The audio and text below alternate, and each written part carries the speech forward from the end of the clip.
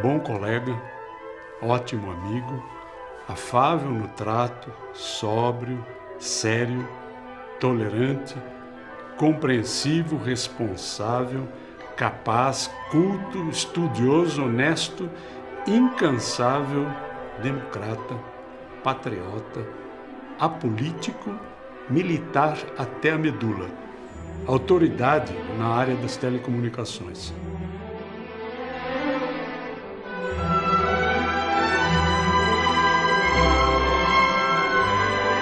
Meu avô nasceu em 1914 em Santana do Livramento, na fronteira do Rio Grande do Sul com o Uruguai.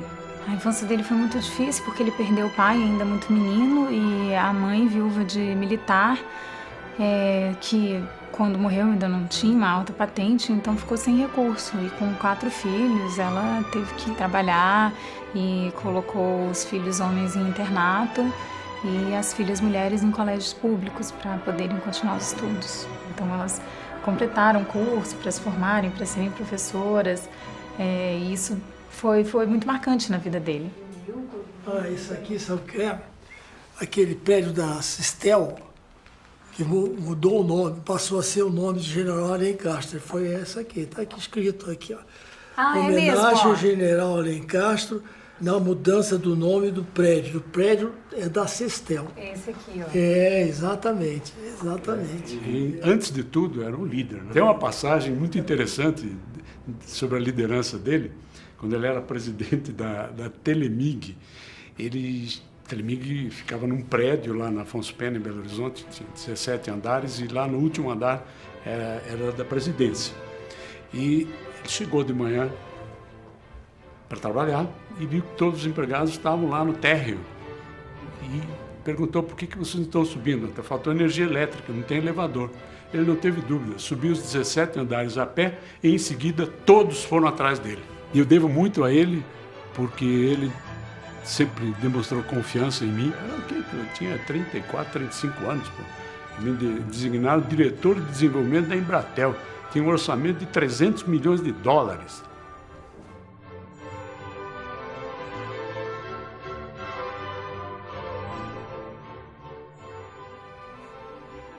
Ele valorizava trabalho, competência e essas virtudes que ele demonstrava de perseverança e determinação.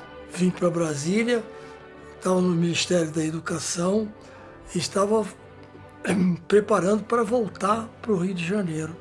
Então aí o general Alencastre me convidou para ser o diretor da Telebrás. Eu não o conhecia, mas logo no início eu vi que era uma pessoa extraordinária. Foi um líder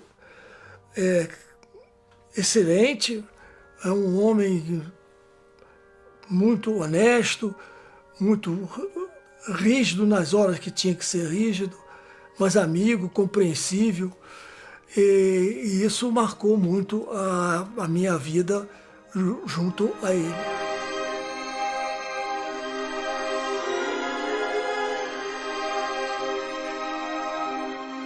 Então, a preocupação dele é a formação do recurso humano. Havia uma sistemática de seleção que levava a gente a escolher sempre os melhores, né?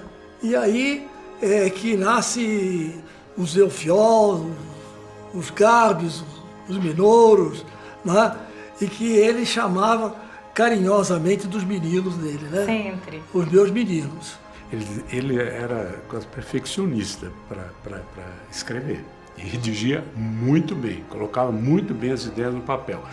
Mas ele dizia assim: meu filho, é um bom texto, tem que ser como música. Eu poderia dizer que ele era intransigente. Não, era intransigente com desvio de conduta, com imoralidade. Fora isso, era um homem bastante amoroso, dedicado e leal, principalmente às pessoas que trabalhavam junto com ele, que merecia a sua confiança. Ele, para mim, deixou exemplo de integridade, honestidade e, por outro lado também,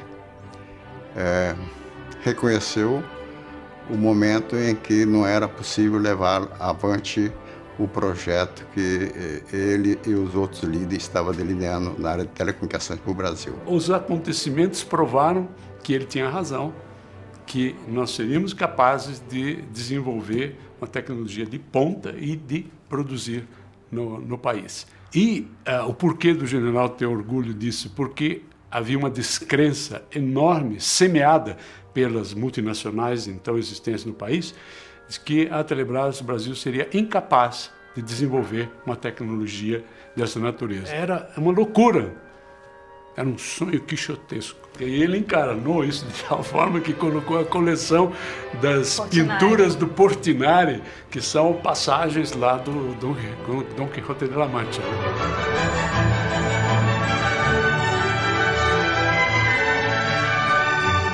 Eu acho que ele tocou a vida de muita gente. No velório dele, eu tive a oportunidade de conhecer um rapaz que hoje trabalha nos Estados Unidos, que veio da Flórida, se apresentou dizendo que ele foi o primeiro engraxate do meu avô, que ele era um menino ainda e sem ambição e engraxava os sapatos do meu avô com muita frequência, e que meu avô conversava com ele dizendo que ele precisava estudar, que ele precisava decidir o que ele queria fazer e seguir aquele plano, e que ele sim podia ser alguém.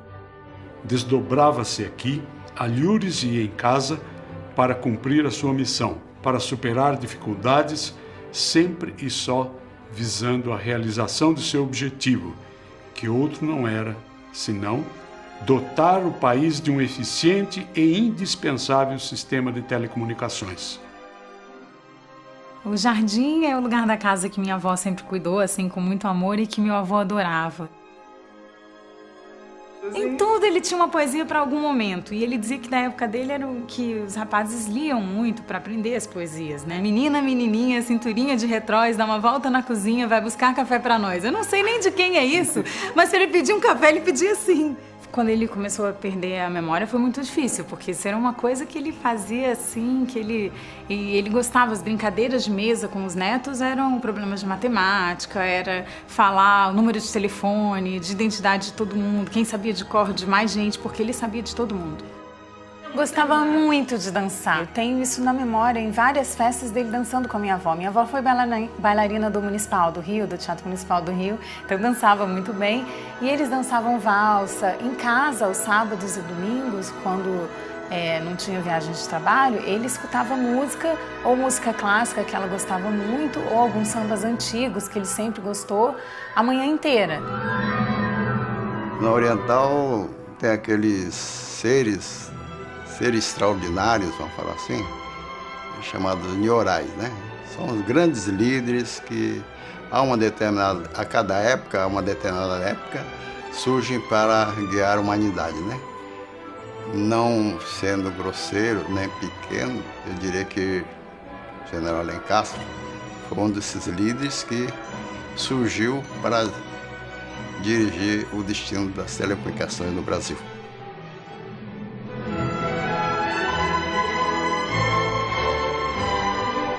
Este é o homem, general José Antônio de Alencastre Silva, que agora nos deixa e cujo afastamento vemos com pesar. Em nosso nome e no de todos os membros deste órgão, faremos votos pela sua felicidade pessoal e pelo seu êxito na nova missão que certamente vai receber e dignificar.